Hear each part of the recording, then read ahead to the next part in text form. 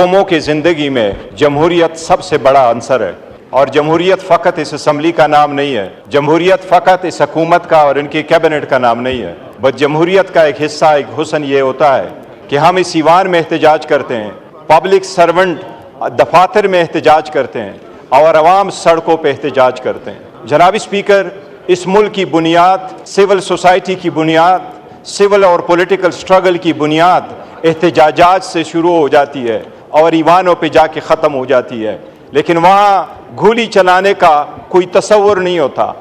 ये इस मुल्क की बुनियाद है, ये अवाम का बुनियादी हक है कि वो पीसफुल तरीके से आके अपना एहतजाज रिकॉर्ड करवाए। जनाब स्पीकर, उन लोगों का अंजाम देखे जो पीसफुल स्टूडेंट में हसीना वाजिद तहरीबकार कहा करती थी, उसका अंजाम क्या हुआ है। जनाब स्पीकर, पाकिस्तान तहरीक इंसाफ की ये हिस्ट्री रही है, बावजूद इसके कि हर किस्म का जुल्म पाकिस्तान तहरीक इंसाफ के साथ हुआ है। हमारे लोग जख्मी भी हुए, शहीद भी हुए, हमने जनाजे भी उठाए, उनको साथ लेके गए, लेकिन फिर भी हमने एहतराम का रिश्ता हाथ से नहीं जाने दिया।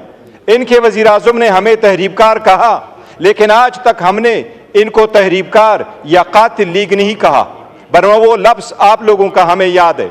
जनाब स्पीकर, ये एक चीज़ याद रखें, इस मुल्क में कमीशनें बनी, सब कुछ हुआ, लेकिन लोग घूली की गूंज नस्लों तक याद रखती है, वो बोलती नहीं है। लेकिन मैं आपको मौजूदा रीसेंट मिसालें देता हूं, आप सारी दुनिया की मिसाल ले लें। अब रिसेंटली इंडिया के पार्लियामान को प्रोटेस्टर ने स्टॉर्म कर लिया, इंडिया की ईमान को प्रोटेस्टर ने स्टॉर्म कर लिया। उन्होंने स्मोक कैनिस्टर चलाए, उन पे फायरिंग हुई, उन पे उन्होंने कैनिस्टर चलवाए, उन्होंने जो फायर एक्सटिंग्विशर थे वो चलाए, क्या उन पे गोली चली। ब्राजील की ईवान स्टॉर्म हुआ, श्रीलंका का ईवान स्टॉर्म हुआ। जनाब स्पीकर, मोस्ट रिसेंटली अभी सितंबर 2024 में कनाडा का ईवान स्टॉर्म हुआ, 100 से ज्यादा प्रोटेस्टर अंदर चले गए, क्या किसी ने गोली चलाई। कनाडा का ईवान स्टॉर्म हो जाता है। जनाब स्पीकर, इससे बढ़कर आगे 5 दिन 4 दिन पहले साउथ कोरिया का ईवान स्टॉर्म हुआ, सदर ने मार्शल लॉ लगाया, पूरी कौम निकल के आई, 5000 लोग ईवान के अंदर आए, सारे शीशे दरवाजे तोड़े, क्या किसी ने एक बुलेट चलवाया। कैपिटल हिल पे, जिसकी मिसाल आपकी हुकूमत देती जा रही है, कैपिटल हिल पे सारे लोग स्टॉर्म हो गए। उन्होंने कहा अपने वाइस प्रेसिडेंट को कि हम आपको इस ईवान से बाहर निकालते हैं, स्पीकर को बाहर निकाला, अपने कैबिनेट के चेयरमैनों को बाहर निकाला, सेनेटर को बाहर निकाला, उनको सेफ मुकाम तक ले गए। प्रोटेस्टर आए, सारे तारीखी चीजें उन्होंने तोड़ दी। प्रोटेस्टर गए, स्पीकर के कमरे में बैठे। जनाब स्पीकर, क्या कोई गोली चली। जनाब स्पीकर, ये तो नहीं हो सकता कि आप पब्लिक को इजाजत दे और वो यरगमाल बनाए सरकारी बिल्डिंगों को, लेकिन हर चीज की एक हद होती है। जनाब स्पीकर, मैं समझता हूं इस ईवान के लिए भी शोक का दिन है, क्योंकि इसके दस्तक पे 12 बंदे शहीद हुए हैं। ये कौम जवाब भी मांगेगी, एहतिसाब भी मांगेगी। जनाब स्पीकर, इतना तो बंदा कर्ज करे कि अगर गोली चले भी तो कोई जवाब दे दो, रिमोर्स शो करो, उसकी अपॉलॉजी करो, उसका केस करो, उन लोगों को कंपेंसेट करो जिनके दिलों में रिवोर्स नहीं होता। तो मिर्जा गालिब कहता है ऐसे कातिल का क्या करे कोई। इतना तो करेज रखो। ख्वाजा साहब, आपके तजर्बे से हम पैदा लेना चाहते हैं, सबसे ज्यादा मेरी उम्र से ज्यादा आप इस ईवान में रहे हैं। आपको ये सूद, आपको ये जेब देता है कि आप कहते हैं एज ए लीडर, आप ये कहते हैं कि गोली तो चली नहीं है, वो बंदे मरे हैं, हम अपने खानदान के खानदान उजाड़ करके रख चुके हैं। हम पख्तूनों का कार्ड नहीं खेलते, लेकिन हर पख्तून बाप ने अपने बेटे का जनाजा उठाया है। ख्वाजा साहब, पख्तून का जब एक गोली चलती है तो खानदान के खानदान क्या नस्ल याद रखती है। अगर आप सिर्फ इतना करते, उनको कंपेंसेट करते, मौसम बताते कि जो लाजिम है, पहले भी तो हुआ है, आफ्ताब शेरपाओ के दौर में तहरीक चली, निफाज शरीयत की तहरीक चली, गोली चली, 8 बंदे मरे, पर्चा रजिस्टर हुआ, अपॉलॉजी हो गई, वो सबके घरों में चले गए, सारे लोगों ने कहा हमने आपको माफ किया है। ये बदले लेने का वक्त नहीं था, लेकिन आप भी पर्चे का तो कह देते, केस के इन्वेस्टिगेशन का तो कहते हैं, आप आ जाते, रिकॉर्ड तो दे जाते। आपके दर पे ये आए हुए हैं, ये आपके सिटीजन है, ये हमारे सिटीजन है। जनाब स्पीकर, हमने जुल्म का बदला जुल्म से नहीं दिया। हम कहते हैं केपीके में हमारी हुकूमत है, लेकिन केपीके की सारी हुकूमत, सारी अवाम, सब कुछ तो पाकिस्तान तहरीक इंसाफ के तो नहीं है। सारे अक़वाम वहां बसते हैं, हर मजहब का बंदा वहां रहता है, हर पॉलिटिकल पार्टी से लोग एफिलिएटेड है। क्या वहां की हुकूमत उन लोगों पे गोलियां चलाए? हमने तो नहीं किया।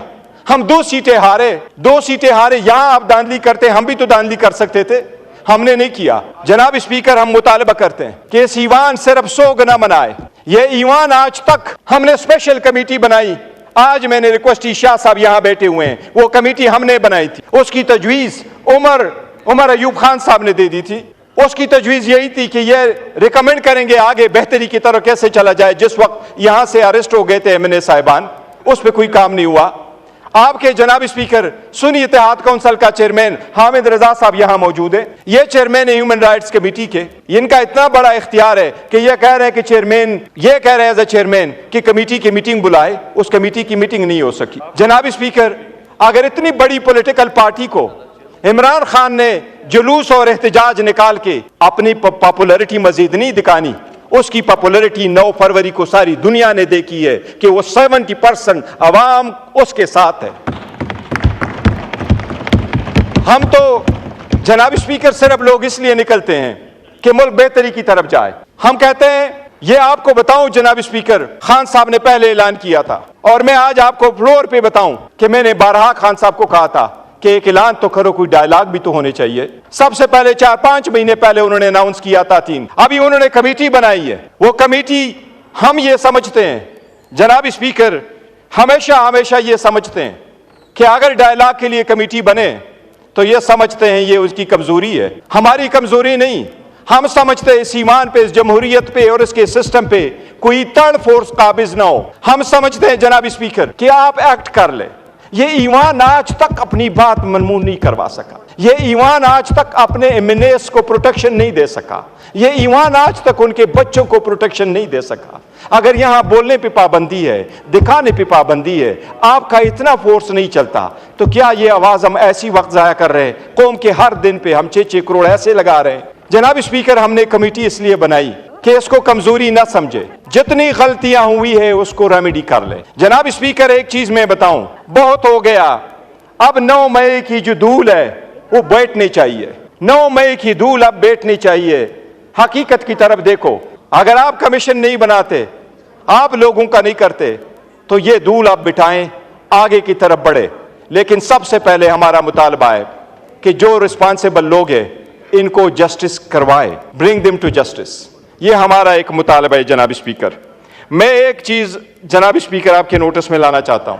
पाकिस्तान तहरीक इंसाफ के अवाम जो यहां लोग आए थे वो पुरअमन थे। इस बात की सख्ती से तरदीद करता हूं कि उनमें से किसी के पास वेपन मौजूद था। उनमें से किसी के पास वेपन नहीं है। जनाब स्पीकर, खान साहब के जो रखवाले हैं, खान साहब के जो प्रोटेस्टर है, वोटर और सपोर्टर है, वो आम पाकिस्तानी शहरी है। उनके पास न कोई गुरिल्ला फोर्स है, न कोई ट्रेनिंग है, न उनके पास है।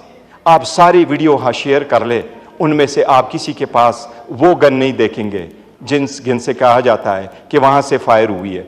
जनाब स्पीकर, अगर फायरिंग हुई है, गोली चली है, तो रिस्पॉन्सिबिलिटी तो होनी चाहिए। इतना मैं बताऊं आपको जनाब स्पीकर कि इनको एहसास नहीं हो रहा, एक दिन से बढ़कर दूसरे दिन ये लावा उबलता है। जुल्म फिर भी जुल्म है, बढ़ता है तो मिट जाता है। जनाब स्पीकर, कल मैं सुन रहा था सीरिया के जेलों से जो लोग रिहा हुए, तो एक ने बाहर आके कहा कि वो 39 साल बाद बाहर आया, उनके भाई उसका पहचान नहीं कर सके। 2 करोड़ 30 लाख की आबादी है।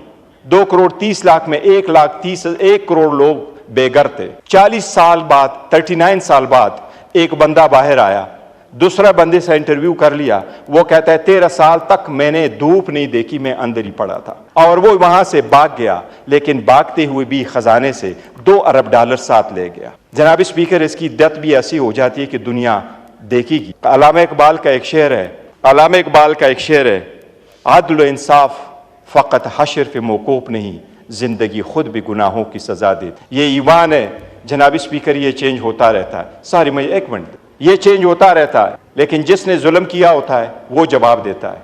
2014 में भी गोली चली, कोई पता चला। 2024 में गोली चली, वो दबाया गया। कमीशनें बनी, कितने बड़े लोग हमने गवा दिए। कमीशनें बनती रही, लेकिन रिपोर्ट नहीं आते रहे। आपने भुट्टो का देखा, 45 साल बाद सुप्रीम कोर्ट कह रही है कि इसको इंसाफ नहीं मिला था। अब वक्त है जनाब स्पीकर, हम भी मुतालबा करते हैं कि हमारे लोगों को इंसाफ मिलना चाहिए। ये इंसाफ हम इस ईवान के थ्रू लेना चाहते हैं। हमें मजबूर न करे कि हम दोबारा सड़कों पे आएँ। ये ईवान हमें वो इंसाफ दे दे।